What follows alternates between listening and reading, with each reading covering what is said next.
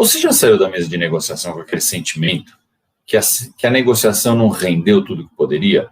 Ou que o outro lado se saiu melhor? Ou ainda, em dúvida se você conseguiu realmente um bom acordo? E pode ser pior. Se depois de algumas semanas essa sensação mostrar que teria sido melhor sair da mesa sem nenhum acordo do que fechar o acordo que você fechou. Mas, de fechar nenhum acordo ou fechar um acordo ruim, será que não é melhor fechar o acordo ruim? Aceitar o ruim? Bom, fica aqui comigo que hoje eu vou responder todas essas dúvidas e muito mais. E na live de hoje, a gente vai falar sobre o que é melhor, um acordo ruim ou nenhum acordo. E aí não tem jeito, não dá para falar em acordo ruim sem falar de meio termo. A questão é que o conceito de meio termo ele está enraizado na cultura de quem negocia como se fosse um bom acordo. Então fica aquilo, né? Não é nem para mim, nem para você, e aí fica bom para nós dois. Então, eu já ouvi essa frase milhares de vezes, tenho certeza que você também já ouviu essa frase. Mas toda vez que eu ouvi, o meu estômago doía. Então, vamos lá. Vamos analisar bem o meio termo para a gente ver se a gente chega a uma conclusão juntos aqui. Então, para fazer isso, eu vou dar um exemplo. Vou dar um exemplo da vida pessoal, para ficar mais fácil ainda da gente entender. Então, o marido vai sair para jantar com a esposa. Aí, ele acha que meias azuis combinam melhor com a calça que ele está usando. Mas ela discorda. Ela acha que as meias brancas são melhores. Bom, o que a gente faz, então, nesse caso? Bom, tá bom, os dois cedem um pouco, nem para mim, nem para você. Vamos fazer aqui o meio termo. O que acontece? Bom, ele vai com uma meia azul e uma meia branca. Vocês conseguem imaginar? E esse é, de fato, o meio termo. Aí eu pergunto, esse foi o melhor resultado possível nessa história que eu contei para vocês?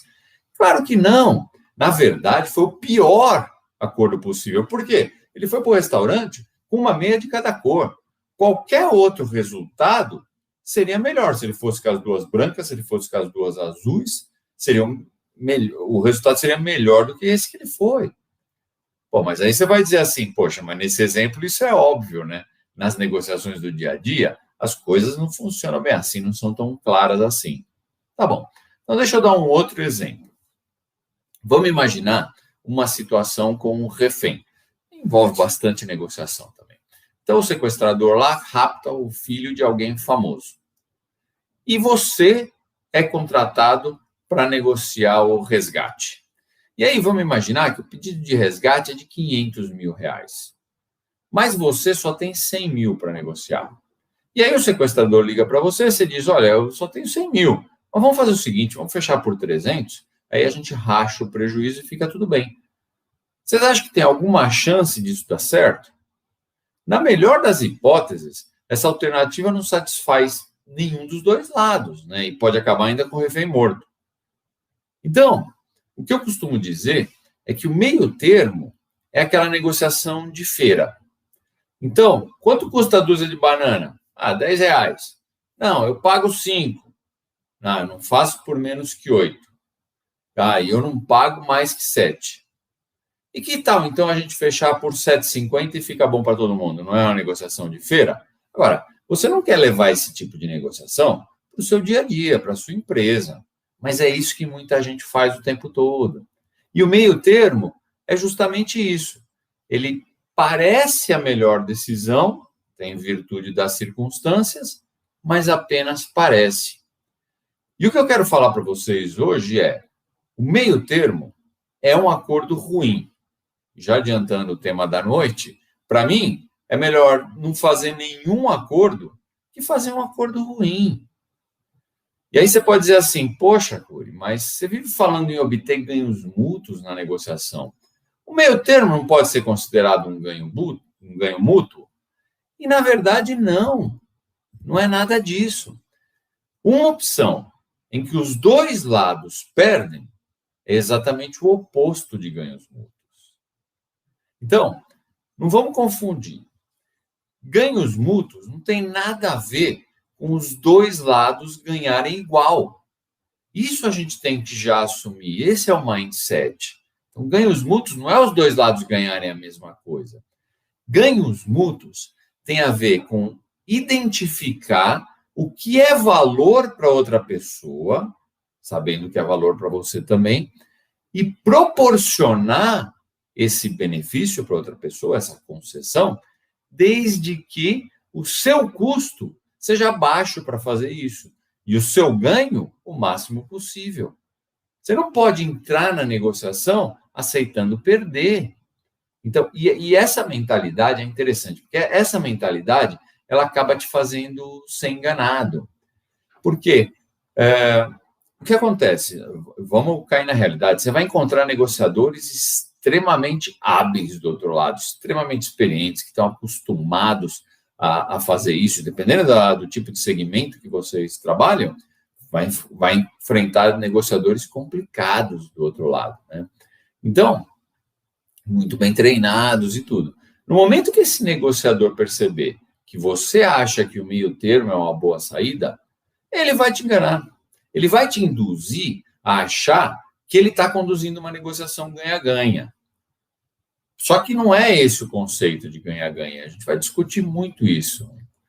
Mas, na verdade, o que ele quer? Ele quer arrancar tudo que ele pode de você. Ou seja, ele ganha e você perde.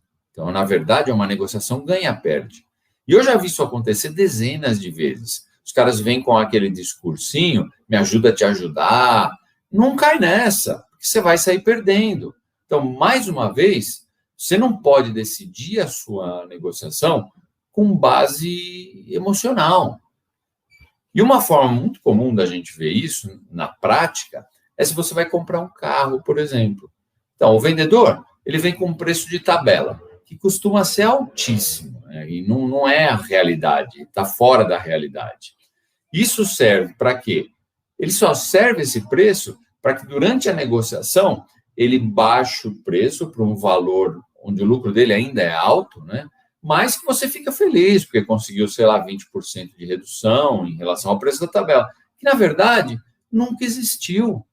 Então, você percebe como a mentalidade que você entra na negociação é importante?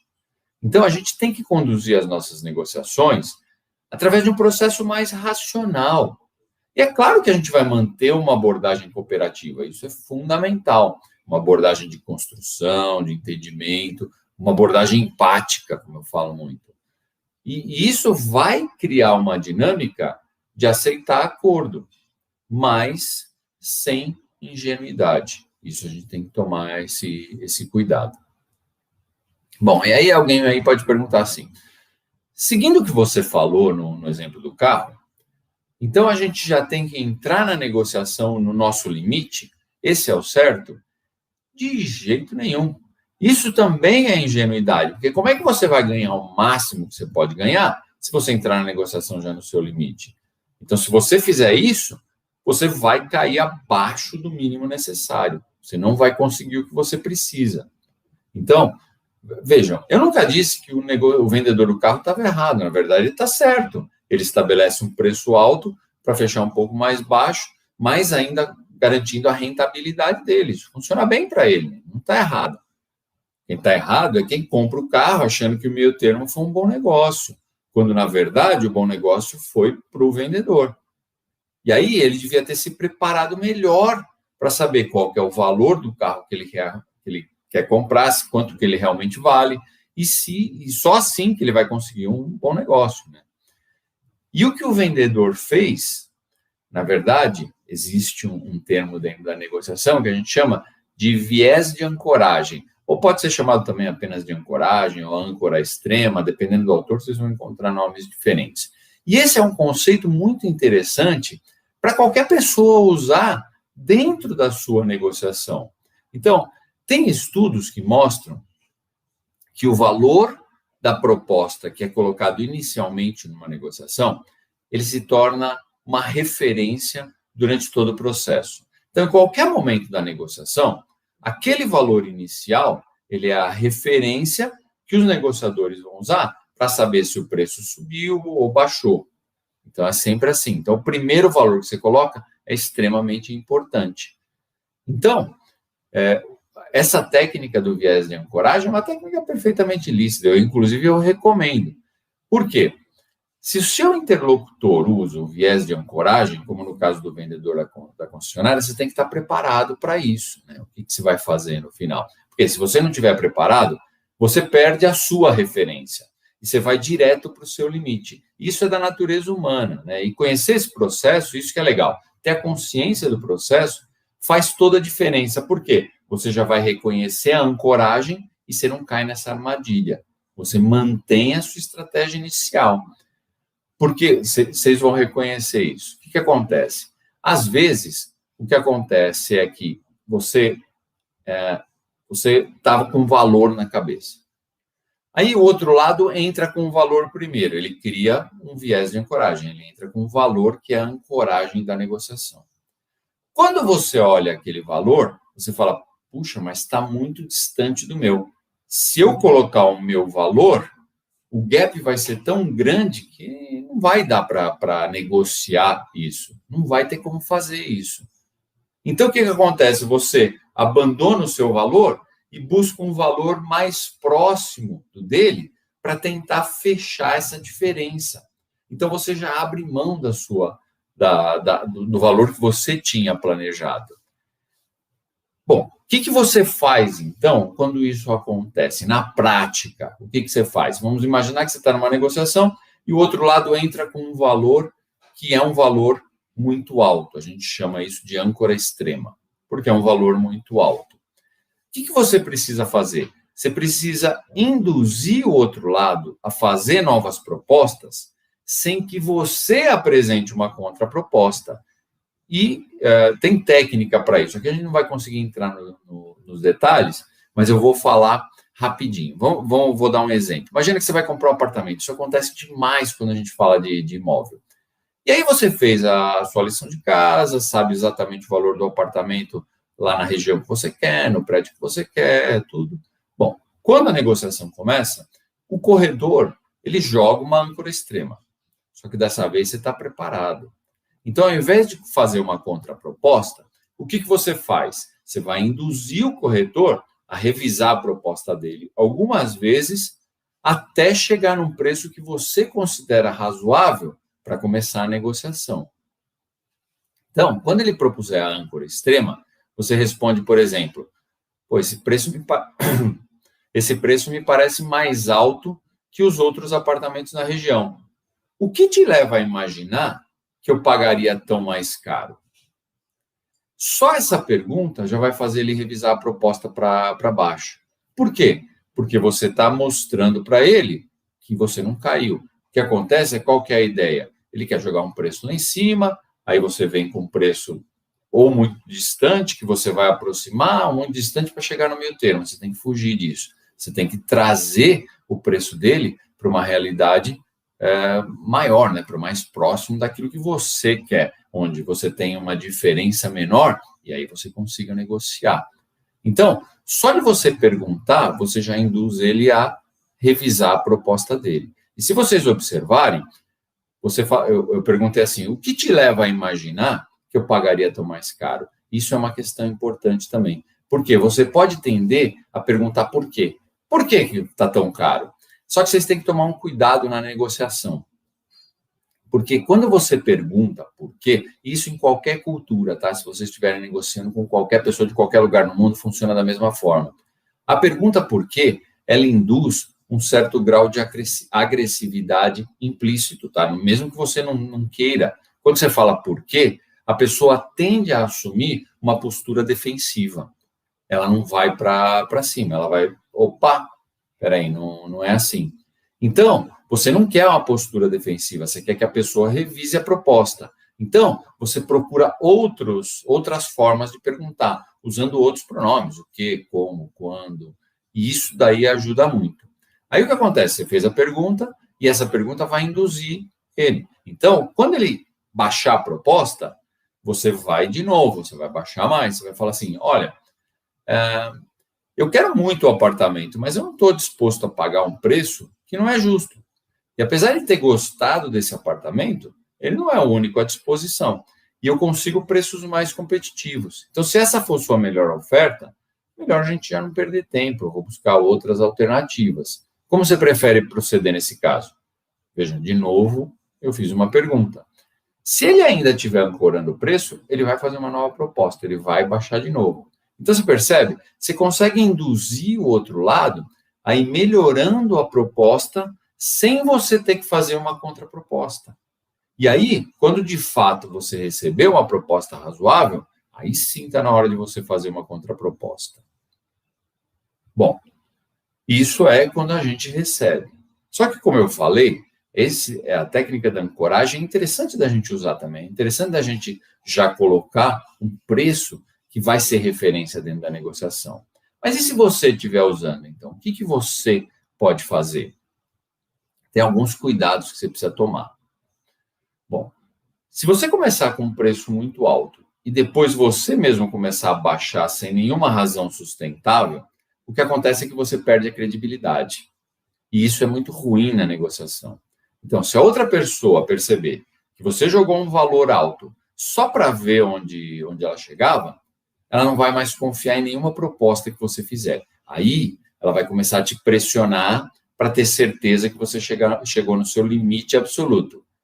E aí, o que acontece? Você perde a chance de um ganho potencial, porque você vai acabar também abaixando para fechar o negócio e vai tirar toda a sua margem. Então, quando você for usar o viés de ancoragem, você tem que, como o próprio nome diz, ancorar muito bem as variações de preço da sua proposta. Então, você tem que justificar, tem que ser uma justificativa racional, por que você saiu do valor A e foi para o valor B. Assim, você mantém a sua credibilidade. Então, isso é o mais importante para usar essa técnica dentro de uma negociação. Agora, tem mais um cuidado que você tem que ter em relação às mudanças de proposta. Então, essa é importante, tá, gente? Anota isso porque é importante. Não existe razão para você piorar a sua proposta se você não estiver ganhando nada em troca. Isso é muito importante. Então, você não pode cair nessa armadilha, você tem que tomar cuidado. Toda vez que você fizer uma concessão, você tem que receber alguma coisa em troca. Porque é uma questão assim, você entrou na negociação com uma determinada estratégia. E você vai lá e apresenta, às vezes não é preço que você está negociando, é qualquer coisa, não importa.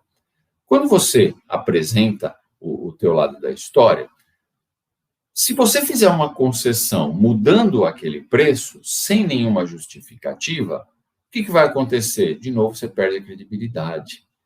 E aí é ruim. Então, toda vez que você fizer uma concessão, você tem que ver o que você vai receber em troca. E se o custo-benefício daquilo é melhor para você. Então, vou dar um exemplo para ficar mais claro. Vamos imaginar que você tem uma variação de custo e precisa repassar para o cliente. Então, você consegue justificar racionalmente um aumento de 5%, lá por todos os parâmetros econômicos que você tem, a composição de custo do produto, você consegue justificar lá seus 5%. Mas você já fez a sua lição de casa, você já buscou umas otimizações. Então, 3% já seria um bom resultado nessa negociação. Perfeito. Bom, nesse cenário, você vai decidir o quê? Eu vou com 5% porque ele é meu viés de ancoragem. Durante a negociação, aí seu cliente fala assim, olha, a situação está difícil, eu não vou conseguir pagar 5%. E aí é que faz toda a diferença na negociação, porque o que você vai fazer em seguida vai definir o resultado da sua negociação. Vamos imaginar que você decide baixar, então, para 4% para ajudar o cliente. Quando você faz isso, você cria um problema para você mesmo. Por quê? Você baixou o pleito sem receber nada em troca. Aí o seu interlocutor, ele entende que você não estava sendo honesto. E aí, com isso, você perdeu a credibilidade. Aí o que vai acontecer? Ele vai pressionar, pressionar, pressionar, até perceber que você, de fato, chegou no seu limite. E aí o que vai acontecer? Você vai fechar, na melhor das hipóteses, você vai fechar um aumento de 3%, que era o teu limite. Bom, então tá. O que eu faço, então? Se não é para fazer isso, o que eu faço? Bom, Se você consegue justificar os 5%, você precisa sustentar esse valor até receber alguma coisa em troca. Então, pode até ser que você vá baixar para 4%, mas aí o teu interlocutor tem que te oferecer alguma coisa. E quando você faz isso, você tem dois grandes benefícios. Primeiro, você mantém a sua credibilidade intacta. Por quê? O seu interlocutor vai entender que você baixou o preço porque você recebeu alguma coisa em troca. E isso é interessante. E o seu potencial de ganho aumenta significativamente. Por quê? Se naquela outra situação que eu falei, você vai manter no máximo os 3%, agora a história é completamente diferente. Então, muito cuidado. Concessão sem troca significa acordo ruim. E, de novo, é melhor nenhum acordo que um acordo ruim. A questão é que, muitas vezes, a pressa dos negociadores em fechar um acordo acaba arruinando o que podia ser um bom acordo. E eu entendo que a gente precisa ser rápido, não tem jeito. Agora, cuidado para que a pressa não mate a negociação. E aí, a gente volta na questão do meio termo. Né? Tem uma coisa interessante, eu até vou contar uma história para vocês, em relação ao meio termo. Por quê? E é um cuidado que a gente fala. Meio termo nunca é 50-50, 50% para cada lado. Por quê? Normalmente, quando você pega o valor que começou a negociação, porque o meio termo ele é o finalzinho da negociação, mas entre o valor que começou a negociação e o valor que está agora sendo discutido, quando você fizer meio a meio para dividir a diferença, você vai ver que não é 50%. Vou dar um exemplo. A semana passada, um amigo meu me procurou com uma situação desse tipo. Né? Ele estava comentando o que aconteceu. Ele estava negociando com um fornecedor e ele estava negociando, na verdade, o pagamento de alguns problemas que o fornecedor causou. Então, ele estava... isso não é fora do Brasil, para vocês verem que acontece em todo lugar da mesma forma. E o fornecedor, e eles estavam cobrando do fornecedor, esse meu amigo estava cobrando do fornecedor, 33 mil euros. Aí o que acontece? Durante as negociações, eles perceberam, a empresa do meu amigo percebeu, que o valor não era 33 mil euros, porque tinha uma série de custos que eles estavam cobrando que não era para ser cobrado. Então, o que eles fizeram? Eles foram abaixando, eles foram tirando essa parte que não era, de fato, responsabilidade do fornecedor. E eles chegaram a 11 mil euros. 11 mil euros é, de fato, o que o fornecedor tem que pagar. Aí sabe o que o fornecedor propôs para eles? Tá bom, 11 mil euros, eu concordo. Vamos rachar meio a meio? E cada um fica com 5,5. Vocês percebem? Aí, olha só o que acontece. A negociação começou com 33 mil. E o acordo meio a meio, ele seria 5.500. Vocês percebem como o meio a meio não representa a metade do que era? Percebem? Então, esse é o problema. Se a gente não tomar cuidado, a gente acha que o meio a meio é um bom acordo, quando na verdade não é. E a gente cai nessa armadilha. Por quê? A gente não observa o valor que a negociação começou e o quanto ela progrediu. A gente vai direto para o valor final que a gente está negociando. E muitas vezes é o que eu falei, você está com pressa de fechar a negociação. Você fala, pô, é melhor fechar isso do que não fechar nenhum acordo. Só que, na verdade, você está perdendo muito quando você faz isso. Bom, então agora a gente pode voltar para o título da live. Então, o que é melhor? É um acordo ruim ou nenhum acordo? E o que eu quis mostrar para vocês hoje aqui é que vocês não precisam escolher entre os dois. Essa é que é a sacada. Não precisa, olha, eu tenho um acordo ruim ou eu tenho nenhum acordo. O que eu escolho? A ideia é que vocês não precisem escolher entre os dois. Quando você chega nesse ponto, já está muito ruim a situação. Você tem que usar técnica, método, criatividade e quase sempre é possível obter um bom acordo na negociação. Só a partir do momento que você consegue enxergar a negociação de outra forma, você deixa de enxergar a negociação como distributiva. O que eu quero dizer? Você tem lá um valor que precisa ser dividido entre os dois. e o foco da negociação é só aquele. A hora que você para de enxergar a negociação como distributiva e começa a enxergar ela como integrativa, o que eu quero dizer? Quando você busca outros fatores que não o que está, por exemplo, você está negociando preço, você tende a focar só no preço, só no preço, só no preço. Agora, quais outros fatores que existem que podem contribuir de alguma forma, financeiramente até, com as duas empresas, de forma que você não precise falar só sobre preço? Existem outras condições que você pode envolver e trazer para a negociação para que você não fique nessa questão. Então, por isso que eu digo, quando você usa método, quando você usa criatividade, você não fica preso a duas opções ruins, né? Que é um acordo ruim ou nenhum acordo. Você consegue sair. Bom, se não tiver jeito, você precisa escolher, sem dúvida nenhum acordo é melhor. Por quê?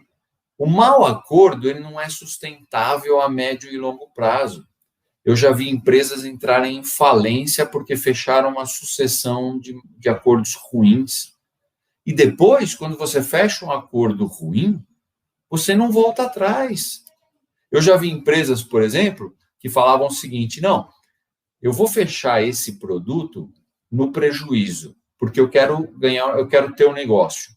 Mas no próximo negócio, eu ajusto. Você não vai ajustar, isso é ilusão.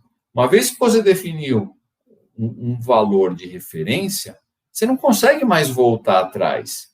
E esse é o cuidado que você tem que ter. Por isso que não é sustentável a médio ou a longo prazo. Isso é ruim para todo mundo. E se você acha que é bom para o outro lado, também não é.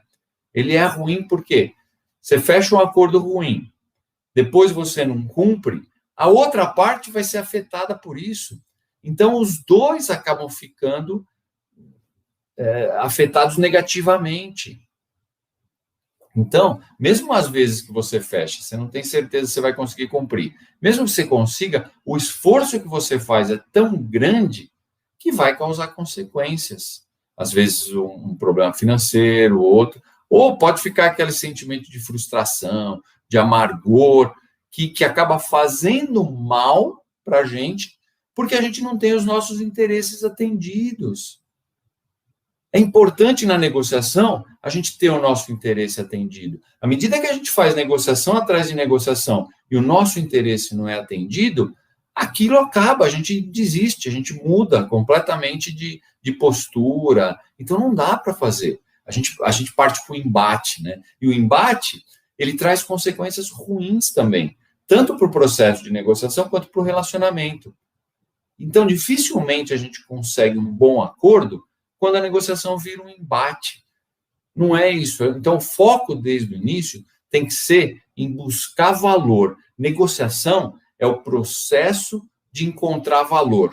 Encontrar valor para quem está envolvido ali na negociação. Isso é importante. Então, quando você agrega outros fatores para a mesa de negociação, você entende o que é importante para o outro, você busca alternativas que maximizem o teu interesse. Isso é importantíssimo. Você sempre tem que jogar alto, você quer o seu interesse atendido, você quer chegar lá. Agora, se você não gerar valor para o outro lado, você não vai conseguir. É uma coisa simples assim. Não adianta. E se coloca na posição inversa. Por que você faria o que é interessante para o outro se você não está ganhando nada? Ninguém faz isso. Aí, para fazer isso acontecer, você tem que usar o poder, a pressão, e você vai sair com um acordo ruim. Então, ao invés de enxergar o conflito contra o outro, a gente tem que ver que o adversário, na verdade, é a situação, e não é a pessoa que está do outro lado. Então, a pessoa com o qual parece que você está em conflito é, na verdade, seu parceiro. Por quê? É ele que pode te ajudar a conseguir o que você precisa. Então, você não pode ver ele como um adversário, você tem que trabalhar essa questão da persuasão para trazer ele para o seu lado. É ele que pode resolver teu problema. E eu sei que não é um processo fácil. Tá? Eu sei que seria muito mais fácil você chegar lá e ir para o embate. Mas o resultado compensa o esforço. E nem sempre a outra pessoa vai entender dessa forma, mas não tem problema, tem técnicas que a gente tem que ajudam nesse sentido. Então, essa aqui é a questão que eu queria hoje compartilhar com vocês. O mais importante, e a mensagem que eu queria deixar, porque todo mundo acha que a gente fala, bom, se eu tenho um acordo ruim ou nenhum acordo, o que eu faço? A mensagem é que não vamos deixar chegar nisso. Eu não quero ter que escolher entre um acordo ruim e um mau acordo. Essa é a questão. Eu quero trabalhar antecipadamente para que eu tenha os meus interesses, para que eu consiga o que eu preciso, sem chegar nessa situação. É aí que você tem a sacada, é aí que você faz a diferença, e é aí que a tua negociação é bem sucedida. Então, isso que é importante. Bom, e aí eu gostaria, então, de abrir para dúvidas, vocês fiquem à vontade. Então, para quem está no Facebook ou no YouTube, pode colocar as dúvidas aí no Instagram também, tá? Fica à vontade, coloca as dúvidas aí no chat. Eu vou dar uma olhada que tem alguns comentários aqui, eu vou ver se já surgiu alguma dúvida. Enquanto isso, vocês podem colocar mais dúvidas aí, não tem problema, tá? Então, muito bom, nunca tinha pensado nesse lado. É interessante perceber que o que é interesse do outro não necessariamente implica em perda para mim. Isso é legal da gente perceber, e isso é bom da gente perceber o valor que tem. Por quê? Muitas vezes, o que é valor para você não é valor para o outro. Tá? Eu dou até um exemplo rapidinho aqui para vocês. Muitas vezes, a gente acaba negociando um aumento de preço. Vai ter uma variação econômica, a gente acaba tendo que discutir um aumento de preço. Só que, dentro do negócio que você tem com aquele cliente, com aquele fornecedor, o que mais tem ali? Por exemplo, será que existe alguma produtividade ou redução de custo que você tem que dar por causa de um negócio que você ganhou anteriormente? Por que não juntar essas coisas? E aí pode ser que, para você, seja bom do mesmo jeito, porque ou você vai ganhar dinheiro com o aumento de preço, ou você vai recuperar essa perda de uma outra forma. Para você, tanto faz. Agora, pode ser que seja muito mais fácil para quem você está negociando de uma forma alternativa. Dá na mesma? Sim, mas para ele o que é valor é diferente do que é para você. Por isso que você não vai... Muito pelo contrário, o que é interesse seu, como você falou aqui, não necessariamente implica em perda, não. Ele pode, na verdade, implicar em ganho para o outro lado. E o ganho mútuo é justamente isso. Isso é o ganha-ganha. E é isso que a gente vai discutir na semana do ganha-ganha. Eu vou mostrar para vocês como ter esse ganha-ganha de verdade. E eu acredito de fato, a gente só consegue ser bem-sucedido, não só na negociação, tá? A gente só consegue ser bem-sucedido na vida quando a gente tem uma mentalidade ganha-ganha de verdade.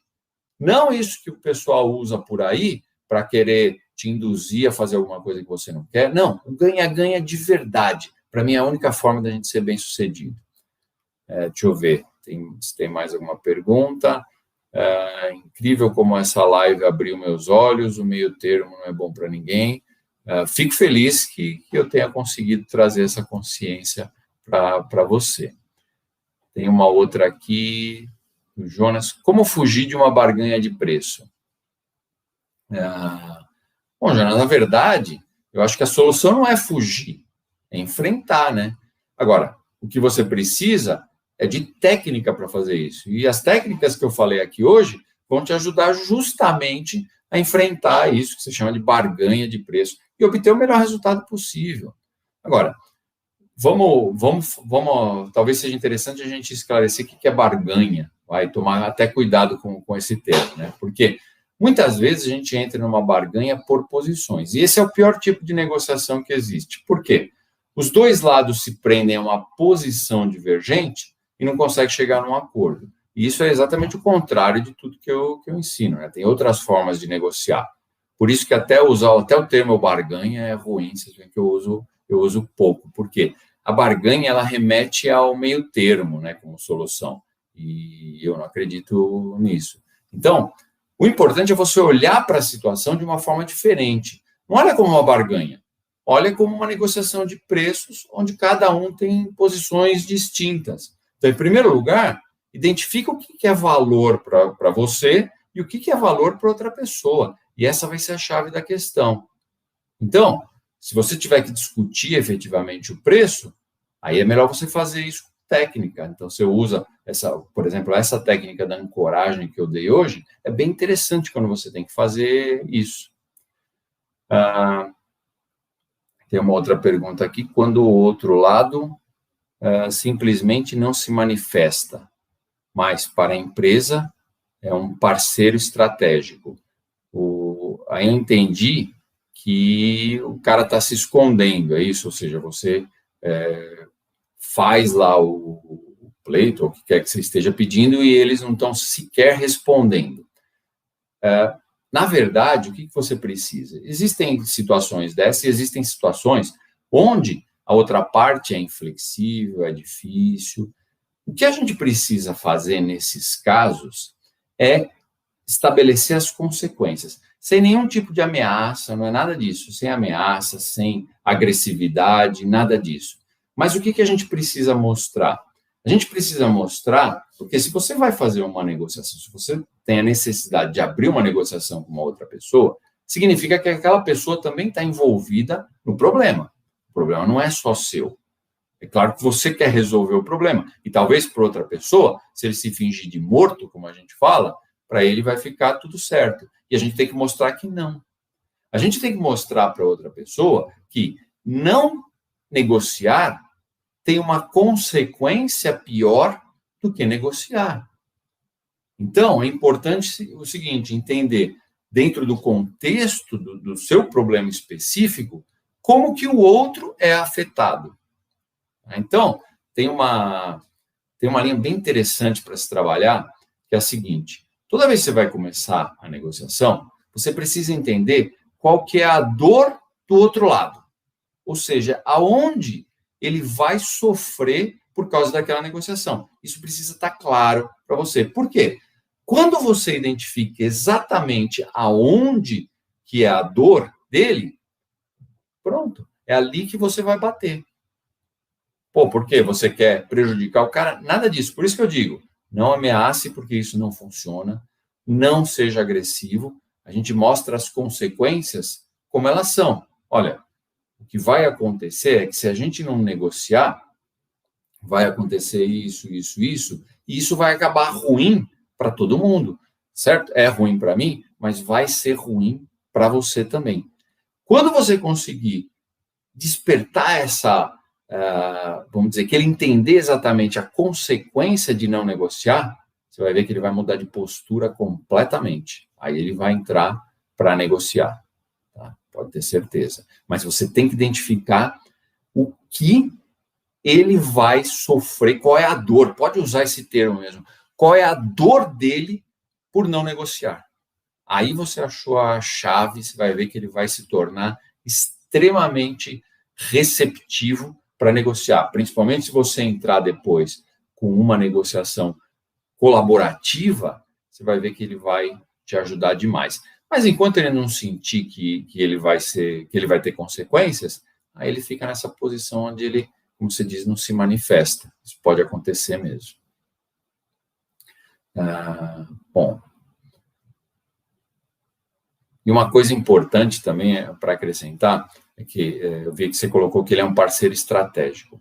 Só toma cuidado para que essa questão de ser um parceiro estratégico não te coloque numa posição de refém na negociação.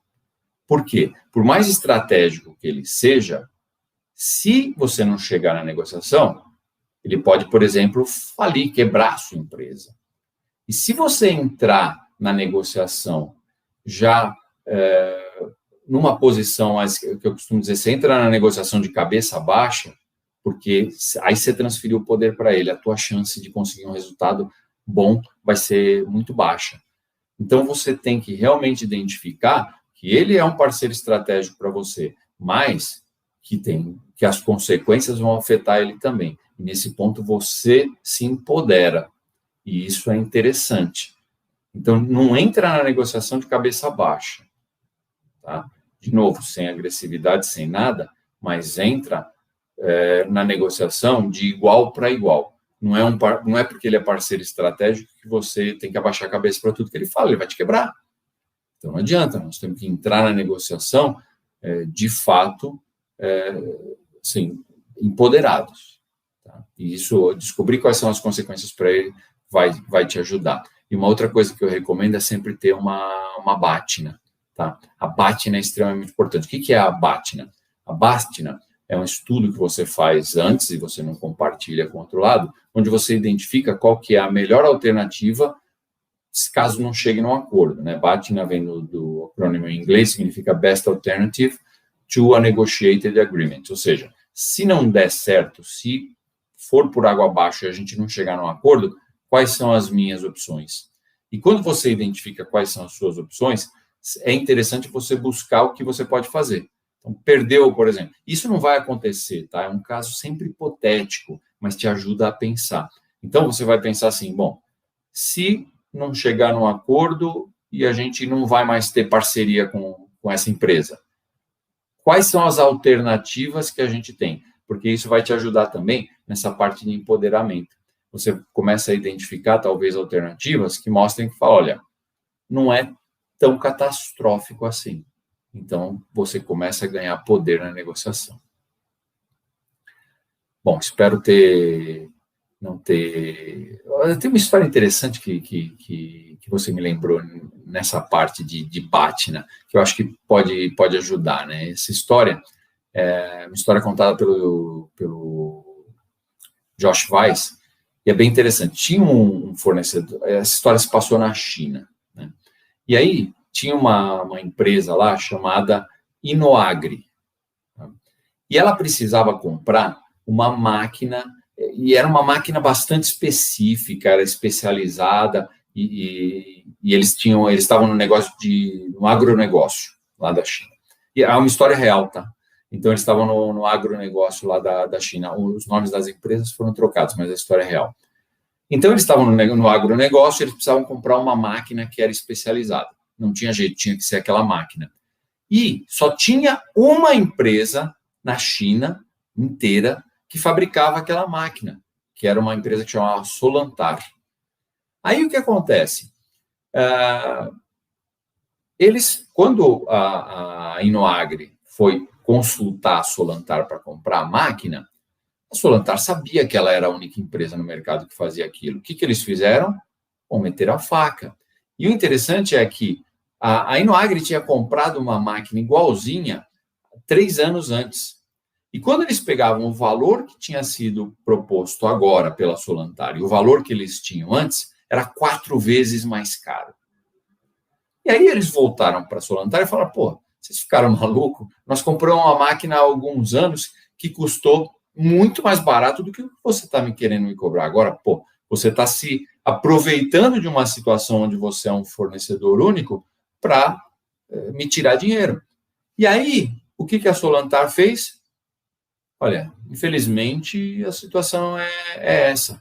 Né? Você só vai poder comprar de mim. E eles estavam utilizando, porque o governo mesmo tinha algumas restrições para fabricar essa máquina, e eles tinham a licença. Bom, aí o que a Inoagri fez? Ela contratou um consultor, né? Fora tem muito isso, né? Tem um consultor de negociação, eles chamam de negotiation coach. Então, eles contrataram um cara desse e falaram, e aí, o que a gente faz? E aí foi muito interessante, porque as instruções que esse consultor de negociação deu para eles foi o seguinte, tá bom, eu quero que vocês sentem agora e me falem o seguinte, se não fechar, se vocês não chegarem num acordo com a Inoagri, o que vocês vão fazer? Ele estava, na verdade, querendo que eles fizessem a BATNA deles. E aí eles falaram para ele assim, não, acho que você não está entendendo, só eles fabricam essa máquina na China. A gente não pode comprar de mais ninguém. Se não comprar dele, o que a gente vai fazer? E aí ele falou assim, não, eu quero que vocês sentem, vocês que não estão entendendo, eu quero que vocês descubram uma solução caso vocês não possam comprar a máquina da Solantar. Bom, aí os chinesinhos lá sentaram e começaram a discutir. Falaram, bom, o que a gente faz agora? Para onde a gente vai e tal? Pô, o cara não entendeu. E aí, nessas horas é muito interessante, porque começa a surgir as boas ideias. E aí, de repente, um dos funcionários lá falou assim, poxa, será que a gente precisa de uma máquina nova? Aí o outro já emenda, porque né, essas boas ideias acontecem assim, né? Elas acontecem em cascata, né? Um vai emendando na outra. Ele falou, pô, se a gente conseguisse uma máquina em bom estado, talvez não precisasse. Bom, surgiu uma ideia. Então, vamos procurar no mercado quem já comprou uma máquina dessas e ver se os caras estão dispostos a vender. E aí foi interessante, que eles começaram a pesquisar, começaram a ver, né? Hoje com a internet isso é muito mais fácil, começaram a ver também no networking deles e descobriram lá algumas empresas que tinham uma máquina igual a que eles precisavam. Começaram a ligar para uma por uma. E aí, olha que interessante, eles acharam uma das empresas que diz o seguinte, olha, de fato eu comprei uma máquina dessa recentemente, só que eu acabei não usando, porque eu esperava usar essa máquina num determinado negócio que acabou não virando, não conseguimos o negócio. Então, a máquina, ela foi praticamente, ela está sem uso, está aqui parada, estou louco para vender. Bom, aí o que acontece? Pediram uma proposta, eles tinham uma proposta que era mais barata do que a última máquina que eles compraram, claro. E aí eles voltaram para a Solantar. Falaram assim, ó, esse é teu melhor preço mesmo, então vamos cancelar o negócio. Os caras perguntaram por quê. Não, eu encontrei aqui uma máquina usada igual, eu vou comprar a usada. E aí, o que eles fizeram? A Solantar foi verificar lá nos registros deles, confirmaram que, de fato, eles tinham vendido a máquina para aquela empresa que eles estavam falando, e aí o que eles fizeram? Abaixaram o preço. Entendeu? Chegaram no preço da outra máquina. Então, percebe? Às vezes, você levantar a bátena, você acha que não tem saída, mas quando você para e começa a pensar o que fazer e tal, você acaba, às vezes, encontrando uma solução que você nunca esperava. Então, o exercício de criar uma bátena é interessante. Você nunca quer usar a bátena. A bátena, ela foi feita para não ser usada. Você não quer usar ela de jeito nenhum.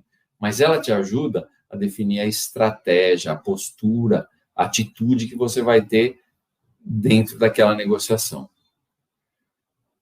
Bom, acredito que então não tenha mais dúvida. Então, eu queria terminar, na verdade, com uma citação do Chris Voss, né, que é um dos negociadores da atualidade mais badalados aí no momento, e eu queria falar uma citação dele. Ele fala um negócio assim, ó, em relação ao meio termo. Não se acomode, nunca divida a diferença. Isso é o famoso meio termo. Ele fala que soluções criativas quase sempre são precedidas de algum grau de risco, aborrecimento, confusão, conflito. Então, acomodação e meio termo não produzem nada disso. Então, você tem que fazer o mais difícil. E é nessa zona que estão os grandes acordos. E é isso que os grandes negociadores fazem. Então, gente, o profissional que aprende isso passa a obter melhores resultados na negociação. Ele se torna uma referência em resultado, ele se destaca, ele resolve os conflitos. Bom, e com isso, a gente fecha a live de hoje. Para mim foi um prazer enorme estar aqui com vocês. Eu espero que vocês tenham gostado do nosso tema. E se vocês quiserem algum tema a mais, um tema diferente, por favor, coloca lá nas minhas redes sociais que eu vou ter o maior prazer em dividir o tema que vocês querem com vocês. Afinal, eu estou aqui para isso. Então, segunda-feira, às 19 horas, eu espero vocês lá. Lembrando que essa live de quinta-feira, ela faz parte de um projeto que eu chamo Negociador de Alta Performance. São lives semanais, toda quinta-feira, às 19 horas. E além desse projeto, eu tenho o programa Negociação Sem Complicação, que também é feito ao vivo, mas todas as terças-feiras, às 19 horas. Então, para esse assunto, a gente tem bastante live aí, toda terça, toda quinta, às 19 horas. E a partir da semana que vem, na segunda-feira, aí a gente vai começar as lives de aquecimento para a Semana do Ganha-Ganha. Então, eu vejo vocês lá. Até logo.